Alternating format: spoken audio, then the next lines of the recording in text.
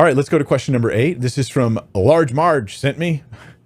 And now it's been so long since I've seen Pee Wee Herman, like I was a kid, you know, and Pee Wee Herman. But I remember, tell him Large Marge sent you. And I don't even remember the movie or what he was on a great adventure of some kind. I don't remember what the adventure was, but I remember the scene where there was some trucker lady going, tell him Large Marge sent you. And so, yeah, you're probably about my age.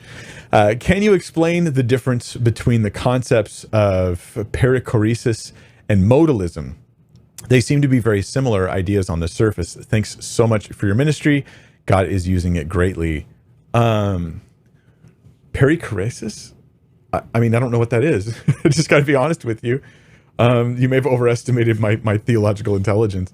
I mean, modalism, we know, is the basic idea of modalism is that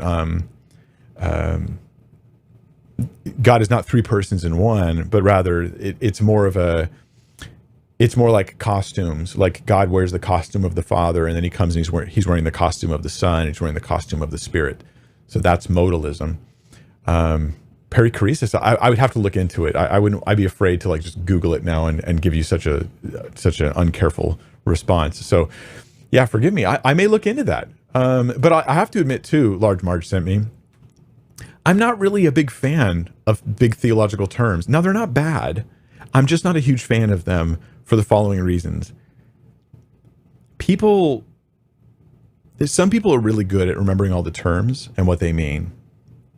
I have a feeling that most people, especially who are trying to learn theology, but they don't have all the time in the world to study it, they would be served better would we explain things in a more simplistic language and use Latin terminology less often, or I think in this sense it looks Greek. I think that people, as a teacher, I'm always thinking, how, you know, what's the learning tolerance of my audience? What's their capacity to? I think of it like I'll give you an analogy. I show this to other teachers sometimes. I think of it as like juggling. So I can juggle like 3 balls at a time, right? And it's not that hard actually. You learn how to juggle 3. I can't really do 4. Maybe if I'm outside and I'm throwing it really high, you know, I can do 4. You give me 5 though, and they all come falling down, right? I just can't do 5. And I don't just lose one of them. There's a good chance I lose all of them. Now I think of learning like this, since I'm not going to answer your question, I'll just tell you some other random thing. Sorry about that. I think of learning like this. Learning as a teacher, you should be aware that your audience can only learn so much at one time.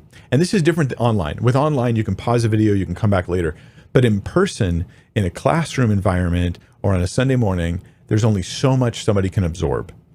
And I think of it like this, like if I give them an idea, another idea, some people are capable of juggling 4, 7, 9, 2, and their tolerances are different.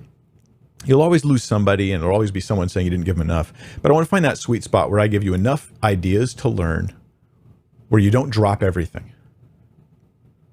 But you also don't have so few ideas to learn that you feel like you didn't get much out of that. Now, online, I tend to be like drinking from the fire hydrant. I give a lot more ideas. But you guys would be surprised how much I hold back from you, how much I don't tell you, and how much I summarize, where I'm giving you like a deep theological teaching with no terminology whatsoever, where I just use as simple language as possible, or I'll throw out the word, but you feel like you don't have to learn that word because you know the idea. I think that is a more effective way to teach most people, because most people are not in a theological school and don't have a mind for just memorizing tons and tons of terms. Some people are really good at that though. And it's just everything's terminology. But man, they're so hard to understand. How do you understand someone when you don't understand 12 of the words they used in that sentence? Anyway, I should look into that one though. It's on me. I have no idea.